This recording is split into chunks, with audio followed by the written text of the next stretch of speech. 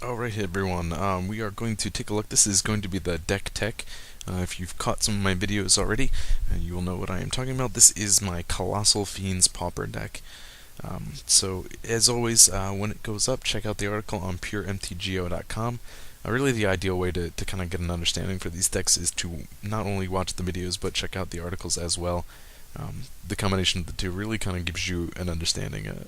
Something I may have said there, I may have forgotten to say in the video, or vice versa. So, anyways, we're going to take a look at this right here.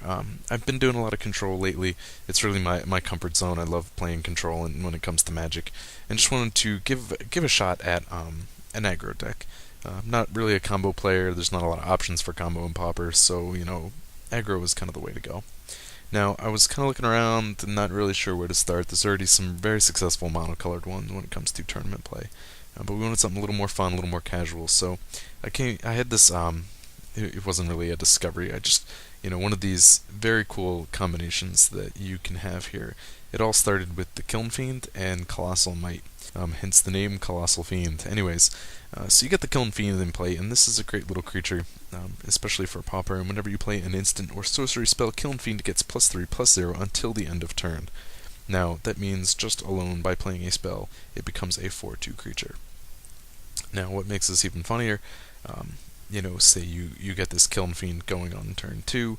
On turn 3, when it can first attack, you're able to pump it with a Colossal Might, giving it an additional 4/2. And that makes it an 8/4. Don't question my math skills. There's a reason I'm not a math teacher or anything like that. But anyways, so that's really kind of a really cool interaction between these two cards that I really wanted to play around with, and it's a lot of fun. On turn 3, you have the opportunity, especially we're going to run a full package of lightning bolts. If they get out a small creature on turn 2 to block, you can have the mana available on turn 3, as long as you don't miss the mana drop, to play the Colossal Might and have the lightning bolt available to destroy that blocker and get that full 8 damage in on turn 3. That's pretty a fantastic start. So that's kind of where I was starting here. Like I said, 4 ColossalFiends, 4 Colossal Mights, and 4 lightning bolts. The lightning bolts were going to be the biggest section of my control. I didn't want to fill this up with a lot of spells. I really wanted the damage to be more creature based. And it's kind of interesting because ColossalFiend only has that 2 toughness. The only way, you may find yourself in a situation where you have to use Colossal Might as a defensive spell in order to get that toughness up and avoiding things. But another interaction that I wanted to bring about in this is Violent Outburst. This is an instant spell that gives all your creatures +1/+0 until end of turn, but that's not really the appeal to it. The appeal to this is the cascade ability, and this was the fact that you play this card and you search, reveal cards from the top of your deck until you reveal one with a lesser casting cost than this, and you can play that for free. So what you have the opportunity to do is play a turn 2 ColossalFiend, and on turn 3, when it can first attack, play the Violent Outburst, give it an additional +1/+0, and triggering ColossalFiend, and then have that trigger into a Colossal Might, pumping the ColossalFiend even more.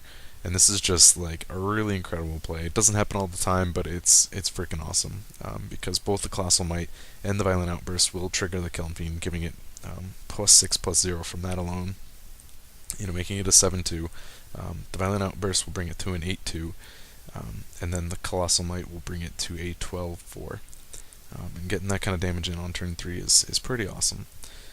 I only ran 2 copies of the Violent Outburst. I will get to some optional choices in a minute, but I felt that 2 was the right amount. The deck is not very heavy as far as non-creature spells, so your odds of hitting the Colossal Might aren't fantastic, and I just really wanted to kind of increase the odds and not overkill it. If my strategy was more focused on that, then I could bring in more copies of the Outburst and take out a couple creatures. But so next on the list, I wanted to bring in the Apostle's Blessing. Now it seems like an odd choice, running a white card in these decks, but when we got this new Phyrexia, however you say it, set released, you do have this new kind of interaction where you have these alternate mana symbols, where you can play this card for 1 and a white or pay 2 life and simply pay the 1 colorless. So this works fantastic in this deck. It's a card that you see a lot in the Tournament Infect deck, that allows them to sit there and pump their creature and then in response to your opponent trying to kill it, you can use the Apostle's Blessing to prevent something such as a Doomblade or something like that after you've already cast all these spells. If you go through, you cast all those spells, and then they kill it, it's one card that they've played versus maybe 3 cards that you've just lost. So something to be aware of. I wanted a little protection, but I didn't want to overdo it. That's why there was only 3 copies of that. Now, kind of another card that I brought in for that protection package is Snake Umbra. This was another kind of interesting thing that was brought about in the past set, the idea of totem armors. And what they do is it's an enchantment, and if the creature's going to die, you can just get rid of the enchantment instead, and the creature lives. This is kind of a pseudo protection package for a creature. It also has the benefit of giving your creature +1/+1, and when they deal damage to an opponent, you may draw a card. There's not a lot of card draw in these colors, so I felt this was kind of a decent option to get through with something like Colossal Might. It also works really well to buff up some of these 1 toughness creatures in the early game. So we brought that in. Also, I brought in 4 copies of Explore. This is kind of a cantrip card. It will allow you to draw with each cost. It allows you to ramp mana, but that wasn't really the focus I wanted out of this. What I wanted from it is it triggers Kiln Fiend. It gives me a card draw option, and the mana ramp is an added bonus, but it will not come into play most of the time. So next thing we bring in is wanted to fill out this creature package. I brought in 3 copies of the Rock's Brute. I think this is a great card. It's a 4/4 for 4. Sits in the color. It's one of those generic creatures. There's no other abilities to it. It's just simply a big body. I am of the opinion that a 4 toughness creature is one of the hardest things to deal with in Pauper, 4 toughness or greater. Usually the 3 toughness you sit in Lightning Bolt range, which is a very popular removal spell in the format. It gets past things like the Echoing Decay for those -2 effects. A lot of creatures come in cheap for a 3 attack power, and having the 4 toughness really helps balance that out, and we'll keep it as a decent blocker if you need to. Another kind of underestimated creature I like in this is the Blood Crazed Neonate. And again, I apologize if I'm pronouncing this wrong. I'm not one of those people who is very particular about that, but this is a nice little creature. It's a 2/1 vampire, attacks every turn if able, and when it deals damage to a player, it gets a +1/+1 counter. So this is a creature that you want to get in play early on and do as much damage as possible to your opponent so that it gets bigger and bigger. Now, somewhere around 2 counters is where I think it's a really safe card. That it is still in Lightning Bolt range, but having 3 toughness is pretty good as far as keeping it alive.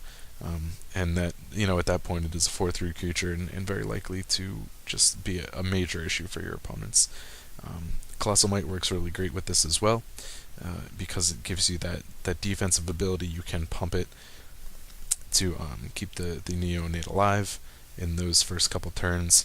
You can also use the fact that this has trample to be able to get that counter trigger. If they chump block, you can still trample over that creature and get the damage in. I also brought in 4 copies of the Ashmouth Hound. This is a very popular card for red decks in Standard Pauper, not so much in like classic or more wide formats of Pauper. I think that's a mistake. I really like this card in red. There's a lot of 1 toughness creatures that you will encounter, and they basically cannot block the Hound, because as soon as they block, that ability triggers, and they're going to do no damage to this Hound. So he becomes very troublesome in the format. It also allows him to eat through a 3 toughness creature as well. And I think that's pretty fantastic. Maybe I personally overvalue the card, but I just like the triggered ability. And if you give it the Snake Umbra, as you'll see in one of my videos, it really can become a creature to have to worry about. So additionally, I brought in 2 copies of the Brindle Boar. Now, this may be seen as an interesting choice to some people. I kind of wanted it as a little bit of a balance to these 3 blessings. You want to be tapping out every turn as far as your creatures are concerned. So that means you're going to have several times when you're going to get beat up by creatures and get your life low, and you really just need a little bit to stall out.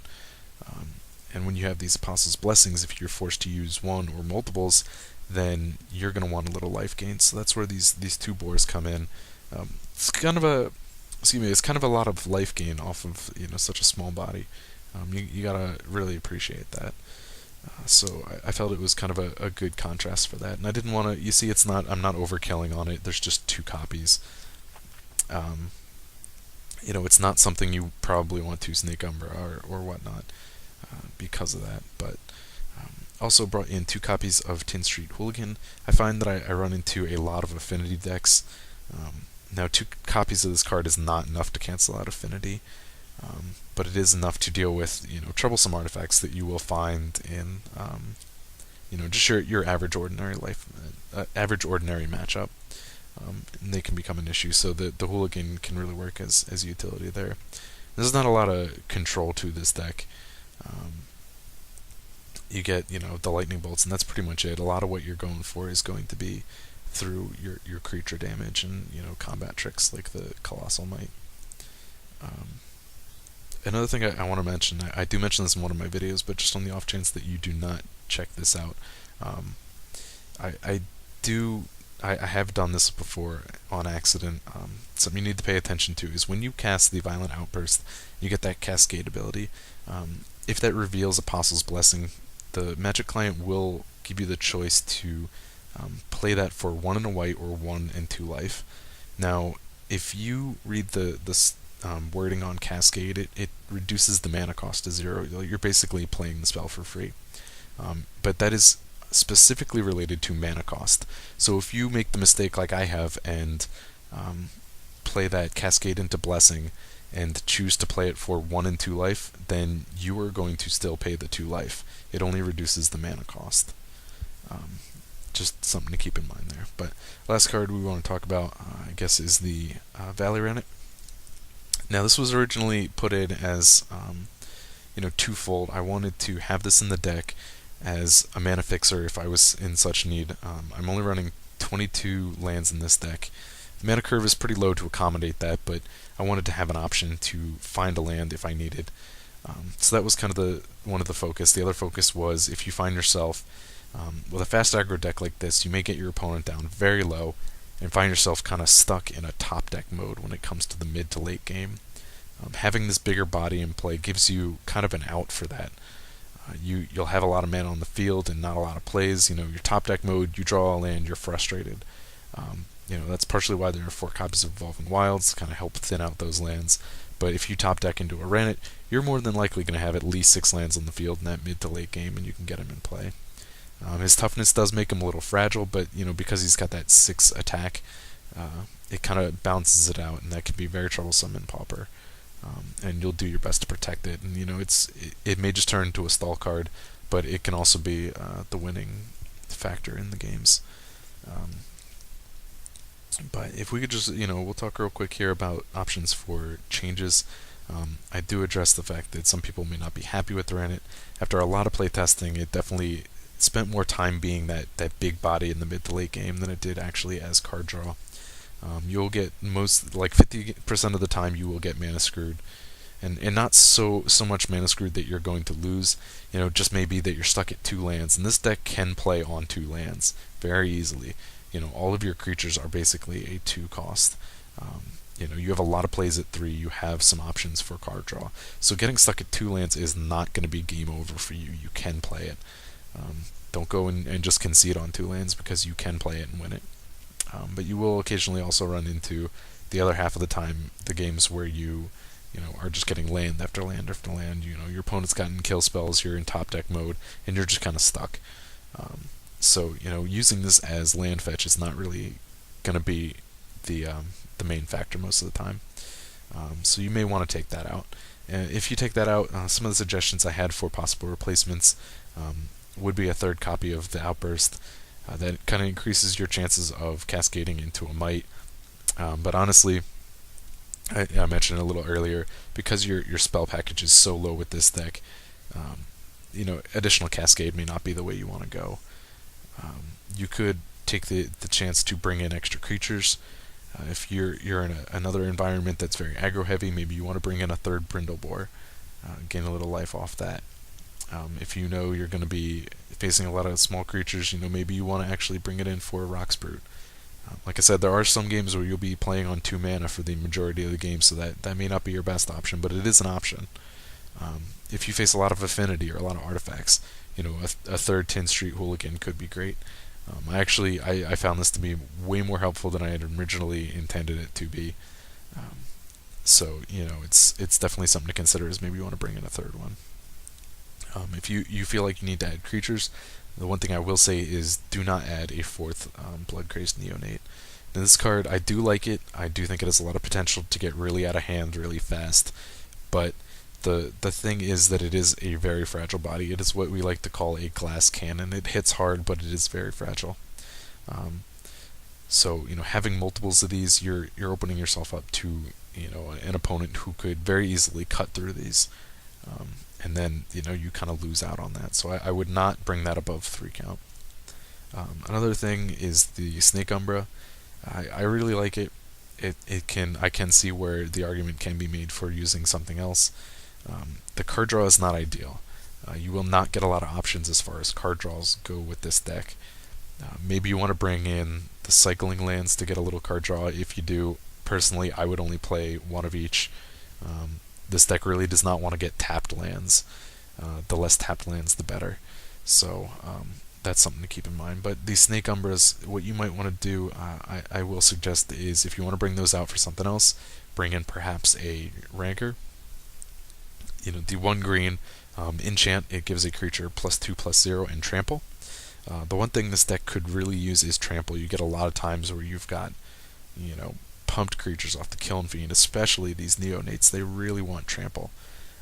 So that gives you that ability.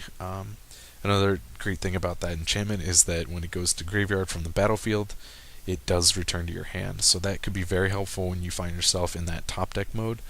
You've got these creatures and you're in the mid to late game, and you top deck a Hound, and by itself in a mid to late game, it's not very good. It's a 2/1 creature that can be dealt with. But if you add on, the Rancor to it, then all of a sudden, it's a much more formidable thing. It's got the trample ability. It's something like that. Again, another thing would be the Neonate. If you got it in the mid to late game, it could be very troublesome for you to try and get that first 2 +1/+1 counters before it becomes out of hand. So throwing that in, even a Brindleboard, just something like that, will give you the options to kind of strengthen up a little. Again, you do lose kind of the protection this spell gives, with the Umber and the Totem Armor. You do lose the card draw, but a lot of the times, honestly, I did not find that this was working very great as card draw. Because of the fact that creatures can be chump blocked, you do not have a lot of trample outside of the Colossal Might. The card draw was not always what I had originally expected it to be, so that's something to take into consideration. You can also, if you want more than just 2 copies, if you really like the idea of adding a Rancor, you could also take out the Rannet, if you didn't like that in there as well, and bring in 3 copies of the Rancor. So those are just a couple things to consider. I hope you do check out the deck, give it a run. Definitely check out some of the example videos and see how it played through. There is definitely going to be bonus content, kind of a funny video where I show kind of the power of Kiln Fiend and a pretty horrible misplay at the same time. So definitely check out all the videos. There will, as always, be a playlist of these, and check out the article when it shows up on puremtgo.com.